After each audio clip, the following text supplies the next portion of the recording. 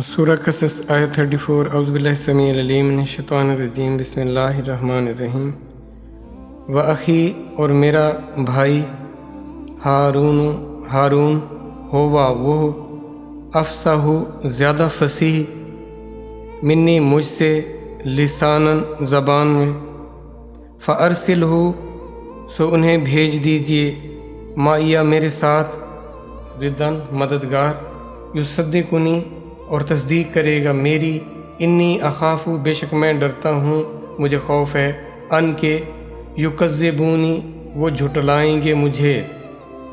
اور ہارون جو میرا بھائی ہے اس کی زبان مجھ سے زیادہ فصیح ہے، یعنی فصاحت اس میں کلیئرٹی زیادہ ہے، تو اس کو میرے ساتھ مددگار بنا کر بھیج دیجئے کہ میری تصدیق کرے۔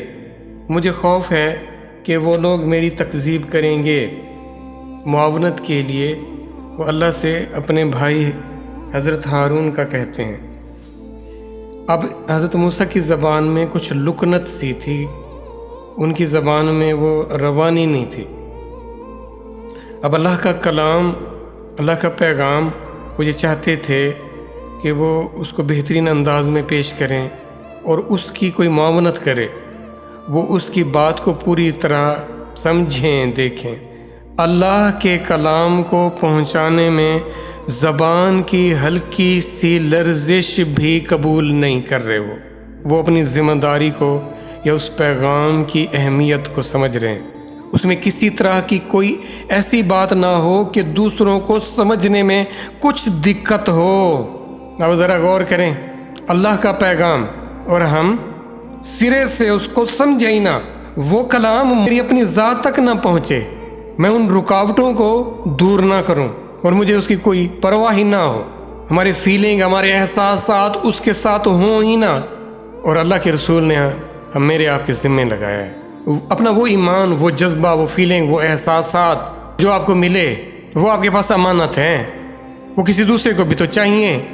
جو روشنی آپ کو میسر ہو گئی وہ دوسرے کا بھی حق ہے، اس میں پہنچا دیجئے میری طرف سے۔ ایک آیت ہی کیوں نہ ہو، جو ضروری تھا اس کو ہم نے پس پش ڈال دیا کہ میں نے تمہارے لیے ایک ایک چیز کھول کھول کر بیان کی تھی، ہر زمانے کی بات کی تھی، تم سے کسی خاطر بھی نہیں لائے تھے، تم نے ہر ایک چیز کو اڑا دیا تھا، غیر اہم قرار دے دیا تھا۔ اب وہی سب تمہارے سامنے آ گئی، یہ دیکھو یہ تمہارے سامنے ہے۔ جن پر زوم تھا نا، جن پر ناز تھا، وہ سب کچھ جاتا رہا ان سے، وہ تعلق، وہ رشتے جن کے لیے اس نے اپنی جان کھپا دی تھی، صرف آنکھ اٹھا کر نہیں دیکھیں گے، آنکھ اٹھا کر، بلکہ یہ کہیں گے کہ جہنم میں ڈالو، اگر میں بچ سکتا ہوں نا تو اس کو جھونک دو جہنم میں، بس مجھے بچا لو۔ لیکن یہ باتیں ہمیں بس ایسی افسانوی سی لگتی ہیں۔ ستم تو یہ ہے ہم ان کو کسی خاطر میں نہیں لا رہے، کن کاموں میں الجھ کر